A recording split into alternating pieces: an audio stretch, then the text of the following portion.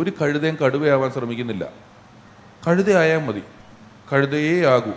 ഈ കാക്കയ്ക്കോ കിളികൾക്കോ ഒന്നും അടുത്ത കൊല്ലം വിളവുണ്ടാവുമോ, അടുത്ത സീസണിൽ മാങ്ങ പഴുത്ത് എനിക്ക് 2 മാങ്ങ കിട്ടുമോ എന്നൊന്നുള്ള യാതൊരുവിധ ചിന്തകളും ഈ ജീവികൾക്കില്ല. ഇന്നലെ എന്നുള്ളൊരു പ്രശ്നമില്ല.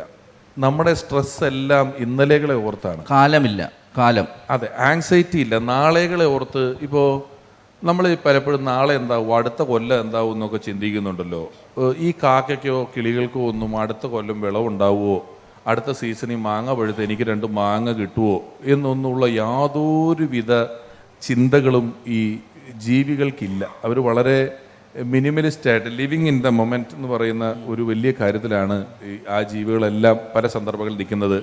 പിന്നെ നമ്മുടെ സന്തോഷത്തെ ഹനിക്കുന്ന മറ്റൊരു കാര്യമാണ് നമുക്ക് വേണ്ട മോർ ടു ഹാപ്പിനെസ്. എന്തും അധികം കിട്ടിയാലേ സന്തോഷമുള്ളൂ. എല്ലാവർക്കും തുല്യമായി കിട്ടുന്ന ഒരു സാധനത്തിൽ നമുക്ക് സന്തോഷമില്ല. എല്ലാവരുടെയും കയ്യിൽ സാധാരണ ഫോൺ ഇരിക്കുമ്പോൾ എൻ്റെ കയ്യിൽ ഐഫോണിൻ്റെ ഏറ്റവും കൂടുതലാണെങ്കിലേ ഫോൺ കൊണ്ടുള്ള സന്തോഷം എനിക്കുള്ളൂ. മെറ്റീരിയലിസ്റ്റിക് ഫാക്ടേഴ്സിൽ അങ്ങനെയാണ്. ജീവികൾക്ക് അങ്ങനെ അധികത്തിൽ ഒരു സന്തോഷവുമില്ല. ആവശ്യത്തിന് കിട്ടിയാൽ അവൻ ഹാപ്പിയാണ്. എല്ലാ ജീവികളും കേട്ടോ, ഏതെങ്കിലും ഒരു ജീവി എന്നല്ല ഞാൻ പറഞ്ഞത്. അപ്പോൾ പലപ്പോഴും നമ്മളീ പറഞ്ഞു വരുന്ന ഒരു കാര്യം, അല്ലെങ്കിൽ വാലുള്ളപ്പോൾ തലയാടരുത് എന്ന ടൈറ്റിൽ പിന്നീട് ശ്രീകാന്ത് ഭായി ഇട്ടപ്പോൾ എനിക്ക് തോന്നിയ ഒരു പ്രധാനപ്പെട്ട കാര്യം, വാലില്ലാത്ത ചുരുക്കം ചില ജീവികളേ ഉള്ളൂ. അതിലൊന്നും മനുഷ്യനാണ്. പിന്നെ നിങ്ങളോട് പെട്ടെന്ന് ഓർത്ത് പറയാൻ പറഞ്ഞാൽ പോലും നിങ്ങൾക്ക് ചിലപ്പോൾ വാലില്ലാത്ത 2 ജീവിയെ കിട്ടണം എന്നില്ല.